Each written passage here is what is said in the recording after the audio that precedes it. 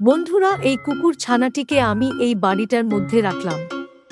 এবার এই বাড়িগুলি স্থান পরিবর্তন করতে থাকবে, তোমরা খুব ভালো করে লক্ষ্য করো।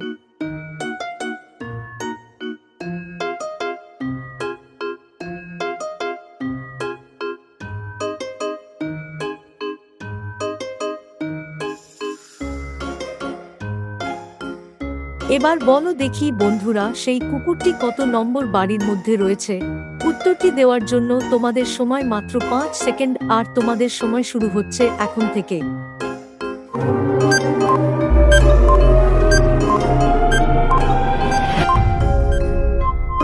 বন্ধুরা, তোমরা সঠিক উত্তরটি জেনে থাকলে কমেন্ট করে জানাও, আর ভিডিওটি ভালো লাগলে একটি লাইক করে দাও। সঠিক উত্তরটি হলো 1 নম্বর বাড়িটি।